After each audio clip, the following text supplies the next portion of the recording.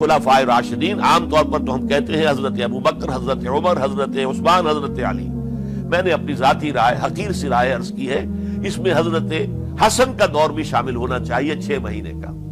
تب وہ 30 برس پورے ہوتے جو حدیث میں آیا ہے کہ خلافت جو ہے وہ 30 برس رہے گی، اس کے بعد ملوکیت شروع ہو جائے گی. تو ملوکیت کا پہلا قدم یہ تھا کہ حضرت معاویہ نے طاقت سے بزور خلافت حاصل کی. اس لیے ان کو خلیفہ راشد ہم نہیں کہتے.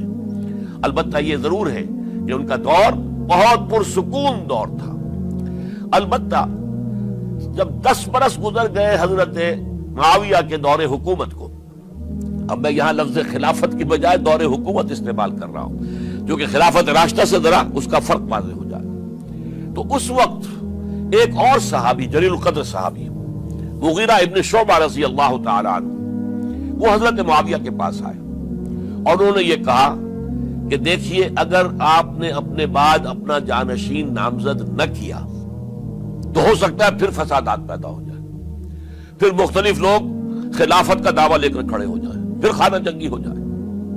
5 برس کی خانہ جنگی میں 1 لاکھ سے زیادہ مسلمان شہید ہو چکے ہیں، قتل ہو چکے ہیں، ہلاک ہو چکے ہیں. اب دوبارہ وہی دور نہ آ جائے، لہذا آپ اپنا جانشین نامزد کر دیجئے. امیر معاویہ ریلیکٹنٹ تھے، لیکن انہوں نے دلائل دیے، دلائل مضبوط تھے. انہوں نے کہا کہ اب کبار صحابہ دنیا سے رخصت ہو چکے، وہ جماعت کہ جن کی تربیت اور تزکیہ، جن کی تعلیم حضور نے خود کی تھی اور ان کو اندر سے پاک کر دیا تھا، ان کی نیتیں بالکل پاک ہو چکی تھی، کوئی نفسانیت ان میں نہیں رہی تھی، وہ جماعت تو اکثر و بیشتر اب ختم ہو چکی، فوت پا چکے، وفات ہو چکی. لہذا اب جو ہے اکثر و بیشتر نو مسلم ہیں جو بعد کے فتوحات کے ذریعے سے اسلام لائے ہیں. لہذا ان کے اندر نہ وہ پختگی ہے، نہ ان کے اندر وہ تقویٰ ہے، نہ تدین ہے، نہ اصول پرستی ہے.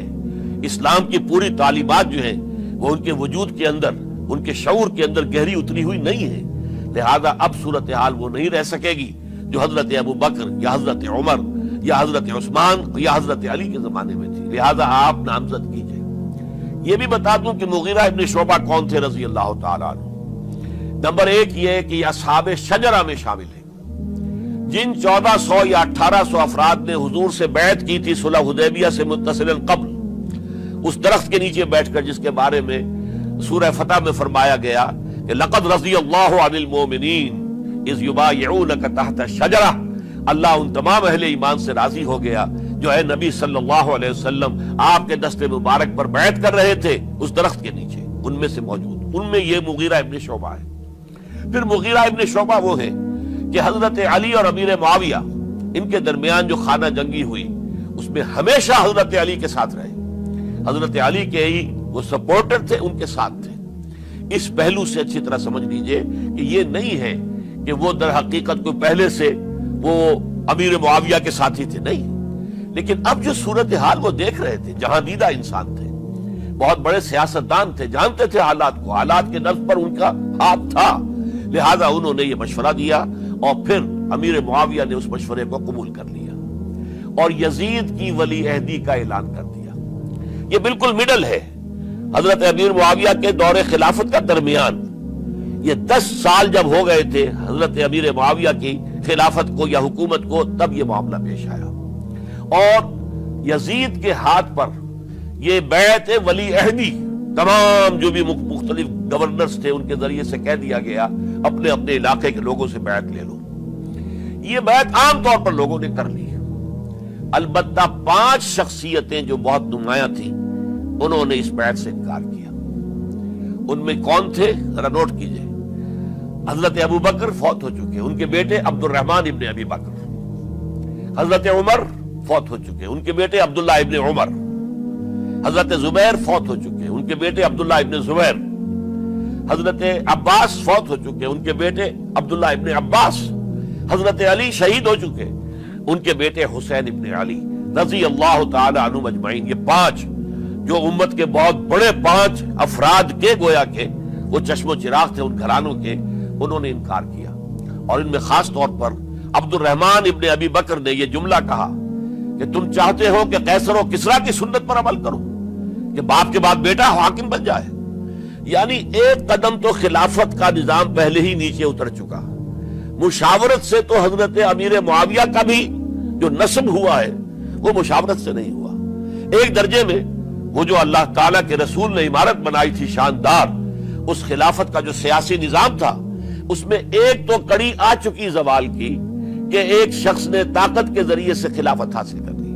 اب اس کی اگلی کڑی لانا چاہتے ہو کہ کیسر و کسریٰ کے طریقے سے خاندان کے اندر، ایک قبیلے کے اندر یہ خلافت جو ہے یا حکومت جو ہے نسل بعد نسل، باپ کے بعد بیٹا اور بیٹے کے بعد پوتا، اس کو ہم کبھی گوارا نہیں کریں گے۔ حضرت امیر معاویہ بہت دانشمند انسان تھے، انہوں نے ان پانچوں حضرات پر کوئی تشدد نہیں کیا، کوئی جبر نہیں کیا، بلکہ رہنے دیا، ٹھیک ہے یہ بیعت نہیں کر رہے، ابھی تو بیعت ولی عہدی ہے، کوئی حرج نہیں۔ لہذا کوئی جھگڑا، کوئی اس وجہ سے کوئی فساد، اس بنا پر کوئی جنگ نہیں ہوئی۔